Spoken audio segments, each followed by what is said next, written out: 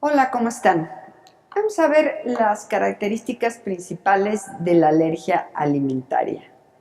Este es mi equipo de trabajo, un gran y numeroso equipo que colaboran conmigo y estos intervinieron básicamente la doctora Elsie, el doctor Fired y Víctor González, intervinieron para que tengamos el día de hoy esta charla con ustedes. ¿Qué objetivos tenemos? Las definiciones, la epidemiología, qué son los alergenos mayores, la historia natural, se quita o no se quita, los principales mecanismos fisiopatogénicos, el cuadro clínico, diagnóstico y el tratamiento. Es difícil abordar todo en poco tiempo, trataré de ser lo más breve y sencillo en esta plática. Así entonces las definiciones es un efecto adverso desencadenado por una respuesta inmune, es una alergia alimentaria. Cuando no se desencadena por una respuesta inmune, se llama que no es de tipo inmunológico y, por ejemplo, uno de estos es a nivel enzimático, puede ser alteración enzimática, intolerancia. Y así tenemos que la reacción adversa a alimentos se va a dividir en mediadas inmunológicamente y no mediadas inmunológicamente. Y tenemos que las mediadas inmunológicas son las que vamos a hablar hoy, la alergia alimentaria y otros por otros tipos donde el mecanismo inmunológico está implícito, como las enfermedades intestinales, como la celíaca. Y no mediadas inmunológicamente, principalmente intolerancias, aunque hay por otras vías, por contaminación de alimentos, contaminación por bacterias. Así tenemos no inmunológicamente metabólicas, intolerancia a la lactosa, farmacológicas, cafeína, escombroides, tóxicas, idiopáticas, por sulfitos, esto es idiosincráticas. Las mediadas inmunológicamente, como les mencioné, es mediadas por IgE, no mediadas por IgE, y las tenemos mixtas, que intervienen los dos mecanismos, básicamente, es decir, los mecanismos de hipersensibilidad inmediata de Helicums, del 1, 2, 3 y 4, pueden estar ahí, puede estar el 1 y el 4 en estas. ¿Cómo estamos a nivel mundial? Bueno, se ha estimado que en la población general tenemos el 2% y que en niños va del 6 al 8%. Vean ustedes cómo cambia esta y cada quien tiene sus prevalencias de acuerdo al año. Sin embargo, si ustedes pueden ver, en niños siempre es mayor la prevalencia que en adultos. En niños se ha estimado del 6 al 8% básicamente. Vean ustedes cómo ha aumentado de 1997 al 2006 y 2007, ha incrementado esto. Se estima que de 220 a 520 millones de personas tienen alergia a alimentos y que algo muy importante que pueden ser de reacciones leves a graves. ¿Cuál es la anafilaxia? Cada 3 minutos se atiende una reacción secundaria a alimentos que origina anafilaxia a nivel mundial y que es un cuadro clínico de urgencias. Sin embargo, se ha visto que el número de personas ha aumentado desproporcionadamente, como podemos ver del 97 al 2011. Ahora, ¿qué características tenemos? Bueno, de acuerdo a la historia clínica, la prevalencia aumenta, pero cuando se hacen pruebas de reto, esta disminuye. Y de acuerdo a la edad, si ustedes ven, 3 al 10% se ha estimado en lactantes. Y cuando son mayores de edad, un poquito preescolares, 8%, pero cuando ya son adolescentes y adultos, 1 a 3% de la población general. ¿Qué alimentos son más implicados? Bueno, de acuerdo a la edad. Pero en general, en lactantes, lógico que es la leche y el huevo. Pero posteriormente cambia a semillas, a pescados, a mariscos. ¿Qué tenemos en México? Está el estudio de Mexipreva, donde nos explica de acuerdo a las edades qué alimentos fueron más frecuentes, sensibilizados en poblaciones sugestivas de alergia a alimentos. ¿Por qué digo sugestivas? Porque para comprobarlo necesitamos pruebas de reto para que esto se tenga como positivo. Pero ustedes pueden ver que es semejante leche y huevo, sobre todo en niños pequeños, en menores de 3 años, después va cambiando la prevalencia de otros alimentos. ¿Cuáles son los alergenos mayores? Los alergenos mayores son los que representan una sensibilidad que responde más del 50% de los pacientes alérgicos a estos. ¿Cuáles son los principales?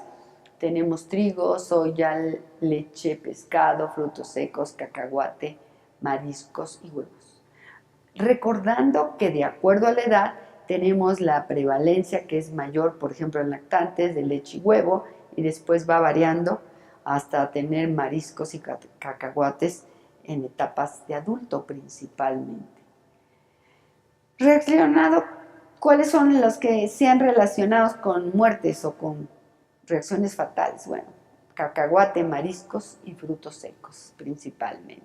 ¿Cómo adquirimos esta? Bueno, principalmente necesitamos un sensibilizante primario que es por vía oral, que ocurre a nivel gastrointestinal, donde las glicoproteínas son solubles y tienen este peso de 10 a 70 kilodaltos, son estables al calor, al ácido, a las proteasas, pero tenemos otro tipo de sensibilización que es por vía inhalada, que es el tipo 2, y aquí tiene generalmente reactividad cruzada a proteínas de plantas. ¿Qué se cree en esta? Que primero se sensibilizó por vía aérea y después por reacción cruzada por vía gastrointestinal de lo que se absorbe. Sensibilización a aeroalergenos era lo que les mencioné y generalmente se ha relacionado esto al síndrome de alergia oral, polen fruta básicamente.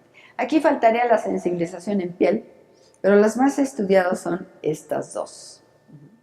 Aquí en el síndrome de alergia oral, que es un tipo clásico de 2, es las que son proteínas lábiles al calor y son muy probablemente difíciles de aislar. ¿Cuál es la historia natural? Bueno, ya vean, niños, alergia a alimentos, en su mayoría ya lo vimos, leche, huevo, soya, trigo, después adolescentes, frutos secos, cacahuates, y adultos, ¿qué va a persistir? El pescado, los mariscos, el cacahuate puede producir. Hasta en un 20% de los casos solamente se quita con respecto al cacahuate. Así tenemos reacciones adversas a alimentos, ya lo vimos, las inmunológicas mediadas y no mediadas por IgE y mixtas, y las no inmunológicas que les mencioné ya anteriormente.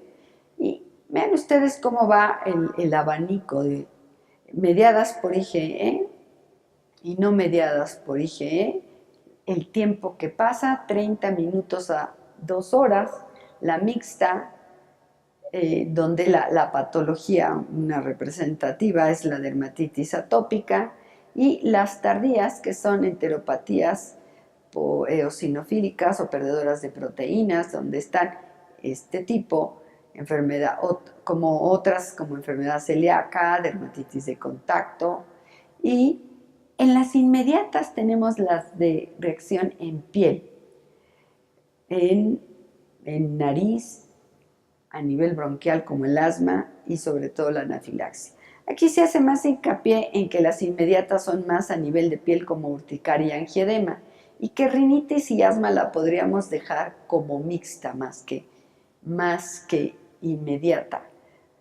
Pero bueno, es importante detectar que un alimento puede dar reacción generalmente los primeros minutos y podemos ver las reacciones a nivel de piel, nariz y bronquios. Y el síndrome de alergia oral, que les decía, polen fruto, que puede tener desde sensación de hormigueo en labios, en boca, en lengua. Y las mixtas, como el reflujo gastroesofágico, que nos puede dar, son mecanismos mediados por IgE y no mediados por IgE.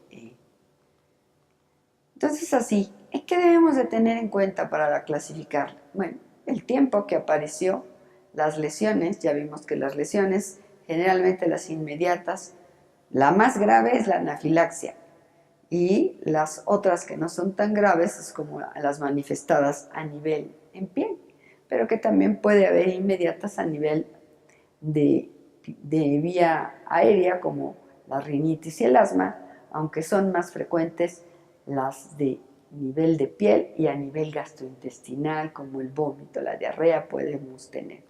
Y las tardías, que ocurren varias horas hasta pocos días, y en donde se implican más mecanismos celulares. Vean ustedes, ingestión oral, tenemos que el alimento entra, hay acidez gástrica, desde las enzimas a nivel bucal, la amilasa que empieza la digestión de los carbohidratos y después a nivel gástrico, por la pepsina gástrica, por la amilasa gástrica.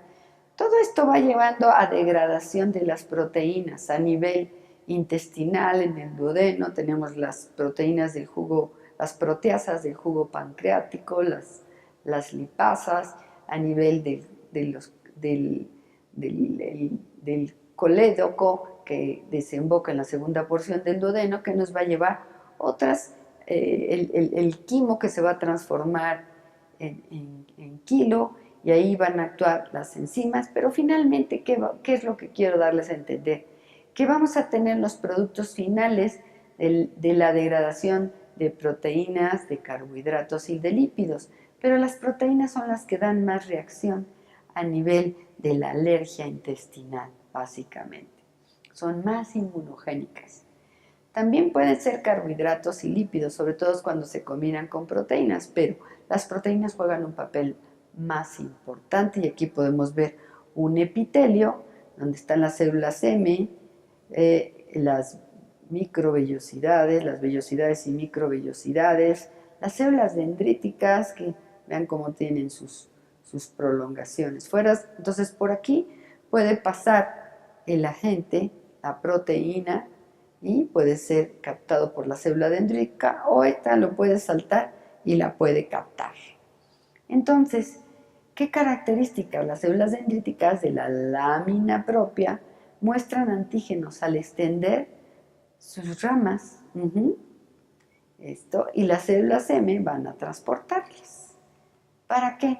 Para llevarlas de la lámina propia, esas células dendríticas, a las placas de Peyer. Esto lo van a ver sobre todo cuando vean las pláticas del doctor Escobar, donde explica muy didáctica la forma en que ocurre a nivel intestinal y a nivel respiratorio el mecanismo inmune.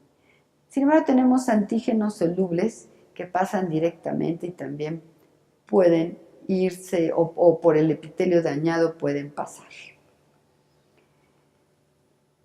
Vean ustedes, entonces, ¿cómo es que nosotros no respondemos a los alimentos si son extraños? Son extraños a nosotros. Bueno, resulta que nuestra epitelio intestinal, nuestros enterocitos, tienen sus mecanismos de regulación para que nosotros nos hagamos tolerantes a estos alimentos, a estas proteínas de los alimentos que pueden ser, que en teoría, si son extrañas, responderíamos a ellos, haciendo tolerancia. Y esta tolerancia la podemos inducir por mecanismos, por dosis bajas del alimento, donde vamos a tener la inducción de los T reguladores.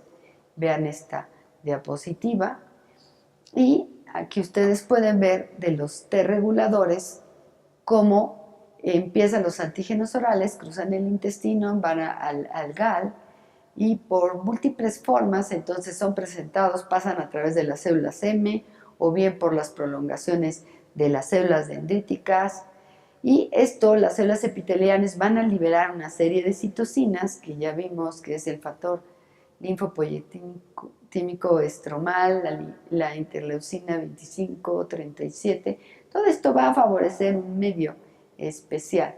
Pero si tenemos que producimos factores reguladores como el TGF-beta, la interleucina 10, esto se va a estimular a las células reguladoras para que de esta manera no se lleve a cabo el sistema de que no se reconozca y que haya un proceso inflamatorio.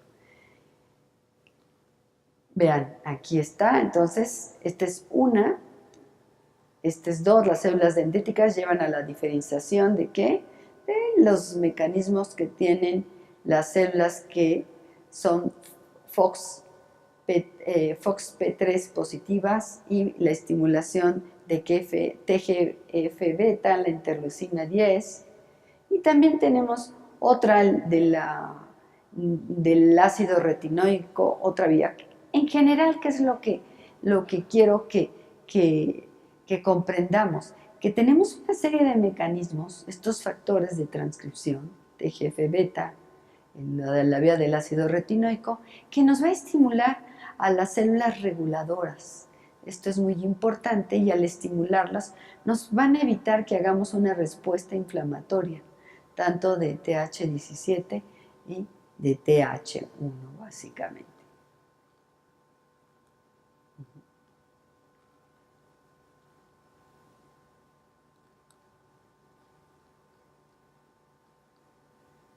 Esto es entonces, los macrófagos producen también TGF-beta y esto también nos va a llevar a la apoptosis de células que reconocen esto y que nos podrían dar una reacción inflamatoria, es decir, que reconocen al alimento como extraño. ¿Qué otra? Bueno, está otra, lo de la alergia y de lesión, en donde no se lleva a cabo la presentación adecuadamente y estas clonas desaparecen. Bueno, esto lo pueden ver más detalladamente en las pláticas del doctor Escobar. Aquí básicamente recordemos qué es lo que pasa a nivel en piel, o sea, cómo nos sensibilizamos a nivel oral, a nivel en piel, a nivel respiratorio y básicamente qué interleucinas están promoviendo para que esta presentación tenga características y se vaya al TH2 y esta interacciona con el linfocito B y de esta manera nos dé la transformación, el switch primero hacia linfocito B productor de IgE específica y de esta manera se transforme a célula plasmática y nos produzca IgE específica pero para ese antígeno alimentario. Entonces, algo pasó que no se reguló, como les decía, ni con dosis bajas hubo tolerancia para estimular a los reguladores, ni hubo alergia de esas clonas que reconocían como extraño, y de esta manera se va a favorecer, ahora sí, la cascada hacia TH2 y va a haber el proceso alérgico. Y esto, si está sensibilizado, las células de células cebadas, basófilos, eosinófilos, al recibir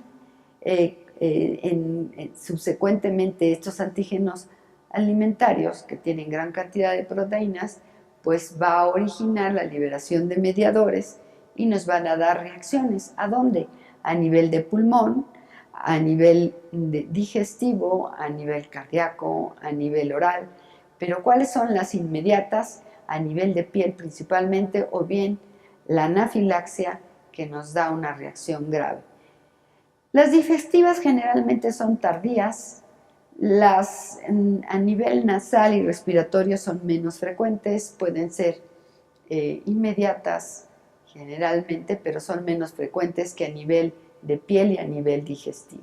A nivel oral ya vimos datos también que puede ser inmediata. Y así tenemos las características, vean cómo está al principio la IgE, posteriormente con el tiempo cuando vamos haciendo la tolerancia esto va bajando y la IgG va subiendo, pero no hay manifestaciones y posteriormente esta queda paralela y el umbral bajo y esta va bajando y esto nos indica que hemos tolerado el alimento. ¿Esto qué quiere decir? Que en la historia natural de la alergia alimentaria muchos alimentos vamos a tolerar y no va a haber reacciones, es decir, manifestaciones clínicas al estar ingiriendo estos alimentos.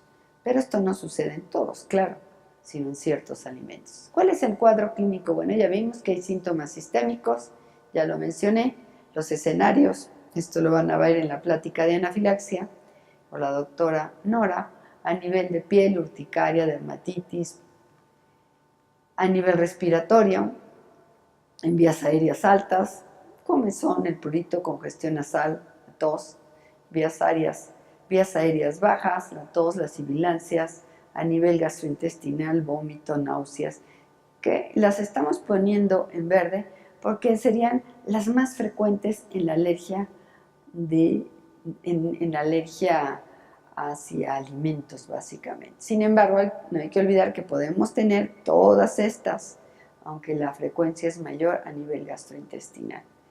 Y así entonces tenemos las del mecanismo que ya les mencioné, mediadas por IgE y no mediadas, las características que hay, Y vamos a ver entonces, en IgE, síndrome de alergia oral, urticaria, anafilaxia, las que son mixtas, bueno, la esofagitis eosinofílica, esto es a nivel gástrico, la gastritis eosinofílica y la dermatitis atópica sería mixta. Y las que no son las perdedoras de proteínas, enterocolitis inducida por proteínas, enteropatía inducida por proteínas. El diagnóstico lo hacemos primero clínico, pero hay pruebas que nos ayudan a determinar. Estas pruebas es la determinación de IgE específica, el diagnóstico por componentes de esto, los estudios in vivo por medio de pruebas cutáneas, pruebas de prick to prick para alimentos frescos y, sobre todo, la historia clínica, la eliminación, luego ensayo y error, pruebas de eliminación y luego reintroducción. Que algo muy importante es saber el tiempo, generalmente es 4 a 6 semanas. No vamos a dejar a un niño o un adulto con una desnutrición por quitarle 10 o 12 alimentos que sospechemos que son la causa, sino debemos hacerlo de manera pensante, básicamente, si hay relación y el tipo de manifestaciones, si son inmediatas, mediatas o tardías en nuestros pacientes. Para esto tenemos un diario de síntomas y hacemos dieta de eliminación, como les mencioné, 4 o 6 semanas. A veces en la digestiva se tardan hasta 12 semanas, pero normalmente, así de lo más práctico, es 4 a 6 semanas. ¿Y cómo vamos a comprobar? El reto oral puede ser abierto cuando las reacciones no son graves, o simple ciego cuando el paciente no sabe qué le estamos dando, pero el médico sí sabe, o doble ciego cuando ni el médico ni el paciente sabe. ¿Y cuál es el gold estándar, el estándar de oro? El que nos da la pauta de sí, el doble ciego controlado con placebo. Este es el que nos da el dato característico. Pero siempre es importante, como yo les mencioné en la historia clínica, ¿cuáles son los síntomas? ¿Cuándo se presentaron? ¿Qué cantidad de alimento utilizó? ¿Estaba usando algún medicamento como un AINE? ¿Qué cantidad fue?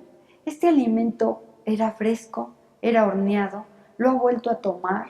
¿Le ha dado algún otro dato? ¿Cuándo ocurrieron los síntomas? ¿En qué escenario? ¿No tenía alguna infección?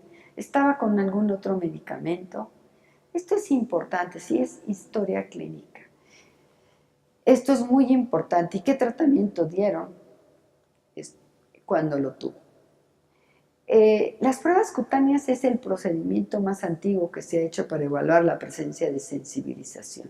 Nos da una reacción inmediata medida en piel, la cual tenemos ventajas, que es simple, rápida, de bajo costo, la cual es hecha nada más por nosotros los especialistas, los alergólogos, los que están entrenados y saben cómo hacer la técnica, cómo leer, cuáles son las reacciones cruzadas y sobre todo la correlación con la historia clínica. Somos los investigadores en los alimentos y sus reacciones.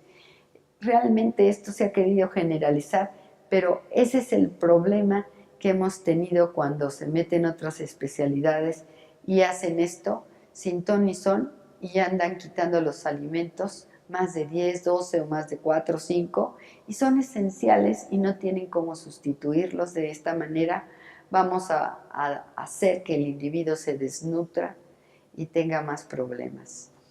¿Qué características? Son muy sensibles, sí, pero lo mejor es que el que salga negativo quiere decir que tiene un valor predictivo negativo alto, y eso nos da la seguridad de cuando introduzcamos ese alimento en la dieta no va a tener problema. Siempre la selección y el número de alergenos debe de hacerse en base a la historia clínica, que hace en base a la dieta del paciente. Y una prueba positiva, ¿qué nos da? No nos dice que es alergia, nos dice que está sensibilizado. Nosotros para demostrar la alergia necesitamos hacer la prueba de reto. Y esta prueba de reto, que es la mejor, la doble ciego controlada con placebo, nos dará la pauta junto con la sensibilización que demostramos en las pruebas cutáneas. Y esto demuestra la IgE in vivo. Ahora, prick to prick es para generalmente frutas y vegetales. Son proteínas que no es la conformación externa, sino es los antígenos lineales, el número de aminoácidos que estén unidos y que nos da la reacción alérgica. Esto es importante y se hace de esta manera con la escarificación. Hay estudios que reportan que las pruebas cutáneas fueron positivas en un 40% con los extractos comerciales, pero los alimentos frescos incrementó haciéndolas juntas hasta un 92%. Entonces, una historia clínica, los alergenos comerciales y las pruebas prick-to-prick, sobre todo en vegetales y en frutas, nos ayuda mucho para nuestro diagnóstico de la causa de la alergia alimentaria. ¿A mayor roncha va a decir que es más grave? No. Lo que nos puede ayudar la roncha, acuérdense que siempre la roncha debe ser 3 milímetros arriba del control negativo. No se hace en base a la histamina, sino del control negativo. ¿Qué sensibilidad tiene un 85%? La especificidad es 64%, y el valor predictivo negativo ya vimos que es mayor del 90%. ¿Cuándo hacemos la prueba de parche? La prueba de parche está todavía aún no aceptada por todos, lo hacen mucho los europeos, pero generalmente se hace cuando hay reacciones tardías, como en la dermatitis atópica, en la esofagitis eosinofílica, donde no debe de haber ningún eosinófilo, que se debe de diagnosticar, sobre todo cuando hay más de 20 eosinófilos por campo y tiene otras características a nivel de la citología por endoscopía que se hace. Pero nos ayuda a poder sospechar si algún alimento tiene. Esta no la aceptan muy bien los americanos porque mencionan que la técnica todavía no ha sido tan estandarizada y es dependiente del observador. Entonces esto es importante detectarlo, pero sí se pueden realizar, sobre todo en aquellos pacientes que tengan manifestaciones gastrointestinales, sobre todo tardías, y en dermatitis atópica. Múltiples sensibilizaciones que no haya relevancia clínica no vale la pena tomarlas en cuenta. ¿Qué quiere decir? El alergólogo debe ser muy acucioso. Volvamos nuevamente a la historia clínica de nuestros pacientes. Ahora, cuando las hacemos, lo ideal es que se hagan bien con una cámara de fin, que es de aluminio, de 12 milímetros, que se aplica en la piel, que un vehículo debe ser el petrolato, con una solución de 1 a 10, y se lee de 48 a 72 horas. Y vean ustedes, una prueba bien positiva, unas pruebas bien positivas a ciertos alimentos que se probaron. La IgE sérica se hace en quienes, en pacientes donde la piel no nos puede ayudar, es IgE que está libre, que no está unida a células, no es in vivo, y cuando los pacientes, ya sea que tienen muchas lesiones en piel, una dermatitis atópica o tienen medicamentos que impiden. Ahí se hace con extractos alergénicos crudos, son individuales y son mediciones cualitativas y cuantitativas de acuerdo a la técnica que se haga. Lo que se mide la IgE específica en suero puede ser comparable a las pruebas cutáneas. Muchas veces nos dicen, yo fui a mi seguro de gastos médicos y me dice que usted me mandó a hacer las pruebas in vivo. Y yo la mandé a hacer y sale todo negativo. Por ejemplo, usé RAS, que ya no se debe usar, sino lo ideal es Immunocap. Y sale negativo. ¿Por qué cuando usted me hace las pruebas de alergia me está saliendo positivo a diferentes alergenos? Bueno, hay que explicarle que es el método, uno es in vivo y la IgE, las pruebas cutáneas es in vivo y las pruebas de IgE específica en suero es en sangre, es en suero. Y muchas veces no correlaciona, por eso es muy importante la correlación con la historia clínica. Y fíjense lo triste, inclusive haciéndola en diferentes laboratorios, no son iguales. Y realmente se debe de abandonar el RAS, la que tiene mayor sensibilidad y especificidad es el Immunocap, básicamente, que es donde está pegado de manera covalente los determinantes antigénicos de diversos alimentos que ya pueden ser separados, sus proteínas de estos, y nos puede dar mejor sensibilidad y especificidad. Y así tenemos el ISAC, que vean ustedes, son microarreglos donde se pone, es como un portaobjetos, que tienen los microchips de 112 alimentos, pero de determinantes antigénicos de estos alimentos que se determinaron como alergenos mayores en ciertas poblaciones, en un gran grupo de poblaciones. Y al unirse covalentemente con una IgE del paciente, que la tenemos en suero, o sea, este antígeno alimentario se une covalentemente a un microchip. Después le ponemos el suero y se va a unir a esta IgE que tenemos. Posteriormente introducimos una anti-IgE que es marcada y después se pasa a un fluorómetro donde tiene un software especial para captar la luminosidad y de esta manera darnos un valor. Esto es, es una técnica cuantitativa que siempre debe de tener un control positivo, que ya sabemos cuánto debe de tener. Y así podemos determinar 112 alergenos y se realiza en suero. ¿Es necesario saber interpretarlo? Sí, no es tan sencillo, porque es necesario conocer la estructura de los alimentos. ¿Para qué nos sirve? Bueno, cuando hay una anafilaxia y no sabemos por qué fue, cuando está polisensibilizado y sobre todo cuando queremos saber un pronóstico en estos pacientes que están polisensibilizados, cuando pueden, qué tanto han adquirido tolerancia, si han tenido reacciones graves, si queremos tener el cuidado, o bien también se ha visto que es como para hacer en ciertos pacientes que sean polisensibilizados, hacer una inmunoterapia hecha a la medida. Sin embargo, hay sus peros. Necesitamos que se pruebe en nuestra población en un gran número para determinar qué antígenos o qué parte de los antígenos alimentarios son los que estamos reaccionando los mexicanos, básicamente. Y así tenemos que nos ayuda estos para hacer en las reacciones cruzadas. Por ejemplo, pueden ver ustedes que las reacciones que son cruzadas más frecuentemente, esto es lo que sabíamos normalmente, hasta algunos del 75 hasta el 90%, es con los crustáceos básicamente, y que debemos de tener cuidado entonces con los determinantes antigénicos. ¿Y qué importancia tiene que sabemos que sean los determinantes antigénicos lineales o conformacionales?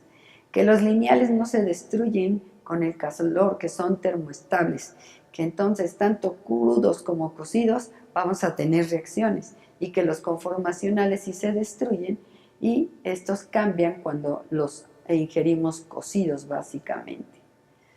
Entonces estas son las características más importantes y ven ustedes, 6-8 aminoácidos son suficientes para dar una reacción alérgica. Y las reacciones cruzadas las podemos tener entonces si compartimos un alergeno mayor, es cuando tengamos más del 50% de las reacciones alérgicas a estos determinantes antigénicos, por ejemplo. Y una reacción cruzada es cuando tenemos una reacción alérgica a esto que se parecía a estos determinantes antigénicos, aunque no tengamos el contacto con este. Y veamos que hay familias que tienen determinantes antigénicos muy parecidos y hay otras que no tienen relación. Así determinamos que los panalergenos son alergenos menores que han demostrado que pueden ser responsables de una reacción cruzada en especies relacionadas. Participan en funciones vitales en las plantas y en los humanos. Son proteínas con funciones biológicas primordiales, conservadas y extendidas. Y son ubicuos, se encuentran en una gran cantidad de partes de la naturaleza.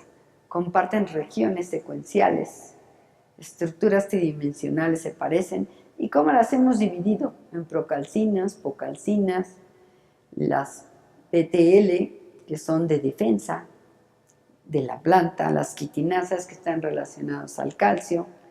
Y vean ustedes, así las podemos. Proteínas en plantas presentes en alimentos. Que hay proteínas estructurales, como son las catalíticas, como las profilinas. Hay proteínas de reserva, que las más importantes son las prolaminas, pero también tenemos las globulinas, vean ustedes, que son que están relacionadas con las leguminas, visilinas, las proteínas de defensa, que son las LPT. Puse en morado y en rojo las que se han relacionado más a reacciones graves de alimentos.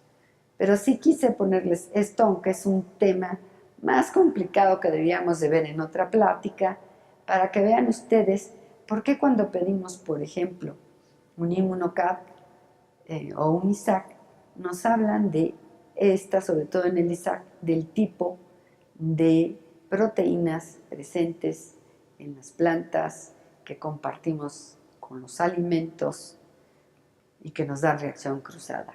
Y esto así podemos valorar el riesgo.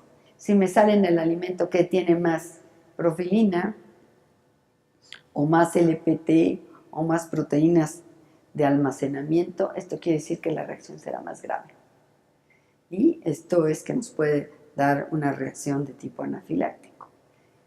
Ahora, hay alérgenos clase 1, clase 2, que no vamos a ver, pero ya vean los componentes que tenemos: caseína, lactoalbúmina, lactoglobulina en leche, en clara de huevo, el GALD1, GALD2, el ovomucoide o albúmina, en pescado las parvalbúminas, en manzana el MAL-D3 es la que más, en durazno el PRUP3. Y vean, esto también lo podemos ver en una plática posteriormente, si ustedes quieren, de panalergenos y cómo interpretar un ISAC, cuándo pedirlo, para que el paciente no solamente gaste, sino tenga una ayuda para su diagnóstico y su tratamiento y sobre todo su pronóstico también. Entonces, sí, por ejemplo, las profilinas son potentes alergenos, generalmente son las que son termolábiles y se piensa que primero hubo una sensibilidad al ambiente y posteriormente se hace una sensibilización cruzada con alguna fruta. Hay 800 secuencias de profilinas reportadas. Se asocia mucho al síndrome de alergia oral, que primero se sensibiliza al polen y luego a algún alimento. ¿Ven? Hay gran cantidad, y de estas 73 reportadas, 43 son las que han demostrado su alergenicidad, básicamente. Vean, abedul con gramíneas, cruzan, tienen profilinas, presentan una alta secuencia, que quiere decir que en un examen de estos de alergia molecular me pueden salir las profilinas que cruzaron para el abedul, para las gramíneas y para las artemisas. ¿Cuál voy a dar? En una inmunoterapia, la que tenga más alta y la que tenga relación con la época del año que poliniza. Esto es una ayuda para nuestra inmunoterapia. ¿Y cuál es la importancia? Que estos extremos aminocarboxilo terminal hacen que se conserven en estras en el abedul, gramíneas y artemisa, y esto por eso nos puede dar en nuestras pruebas cutáneas que salió al abedul, a la gramínea y a la artemisa, y dicen, ¿cuál le voy a dar?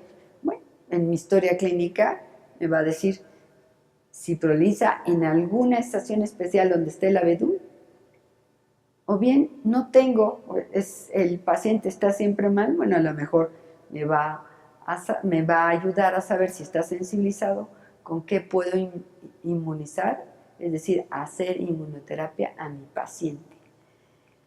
Otra, la reacción de rosáceas con los pólenes. Ya vimos, por ejemplo, el síndrome de alergia oral, la secuencia de aminoácidos que se relaciona con las rosáceas.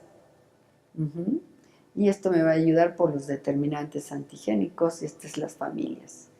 Las proteínas transportadoras de lípidas, las de defensa, ¿se acuerdan que es las que más reacciones graves me podrían dar? Básicamente estas tienen la capacidad de unirse y potenciar la transferencia de diferentes tipos de moléculas. Tienen proteínas, vean cuánto pesan, básicamente hay subfamilias y es un papel defensivo, como les decía, de la planta. Por ejemplo, cuando tengo las semillas almacenadas, pero no tengo un almacenamiento bien, esta planta, o bien esta planta cuando sufrió sequías, por ejemplo, o cuando sufrió cambios de ambiente que estuvieron con insecticidas, o bien vino una plaga, hace proteínas de defensa. Estas proteínas de defensa son las que dan reacciones que van ahí en la estructura proteica de los alimentos que provienen de las plantas y pueden tener reacciones cruzadas con frutas, nos pueden dar problemas importantes y dar reacciones graves. Entonces son las que mayor se han atribuido a reacciones graves, las transportadores de lípidos o de defensa para la planta, básicamente, que hace la planta.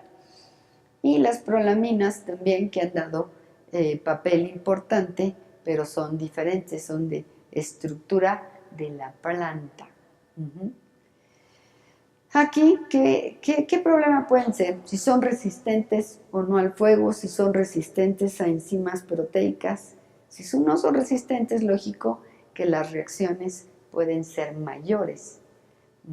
Así tenemos, por ejemplo, esta sensibilizante primario, donde se ha visto que es en pacientes con alergia a vegetales y tienen alergia al polen sin alergia alimentaria.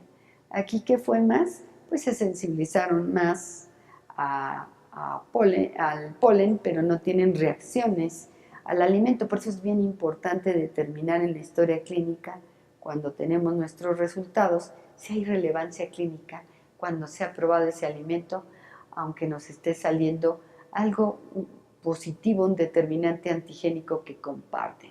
Nuevamente volvemos a la historia clínica. Las LTP, entonces, se consideran alergenos principales de algunos alimentos. Ahí sí pueden dar reacciones y por eso tenemos que investigar cuando obtenemos estos resultados.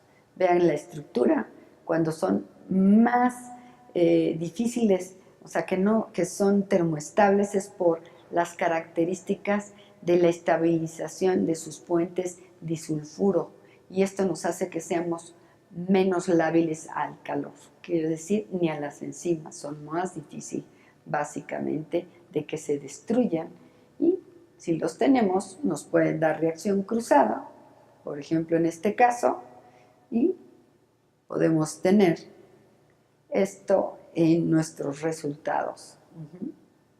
Altas cantidades entonces de artemisa se han visto cuando se han hecho la inhibición, inhiben a la LPT del durazno, pero no viceversa, no del durazno. Esto quiere decir que se sensibilizó primero al polen y que el polen es el que le está dando problema y que aunque me saque el durazno, no ha habido relevancia clínica. Siempre es importante, ¿qué fue primero? ¿El alimento o el polen? Se piensa que fue primero el alimento, básicamente. Otro es la anafilaxia que ha habido al durazno, a la manzana, a la pera, nuez, avellana. Esto es importante, sí, se ha relacionado con proteínas, transportadores de lípido y anafilaxia a estos alimentos cuando tienen este tipo de proteínas transportadoras de lípido. Y cuando hay una cosensibilización, o sea, al mismo tiempo con PR10 y profilina, esto es más grave, puede dar reacción de anafilaxia, esto nos sirve. Algo importante, muchos pacientes han tenido reacciones. ¿Se acuerdan que al principio les decía que había que interrogar si había tomado antiinflamatorios, si había hecho ejercicio, cuándo había ocurrido, si había tomado alcohol, porque esto se puede potenciar y liberar mediadores de una manera importante y llevarnos a la anafilaxia. Y así tenemos, ¿quién da riesgo de anafilaxia alto? LPT y proteínas de reserva, PR10, y ahí les puse a cuáles. Bajo, las profilinas y estas PR10 a estas. Esto lo tenemos que ver más tranquilamente. Yo sé que esto no es plática de panalergenos, pero lo quise poner para que incentivarlos a ustedes para ir a investigar cuáles son y por qué muchas veces nos salen reacciones cruzadas, y actualmente ya se puede investigar en esto.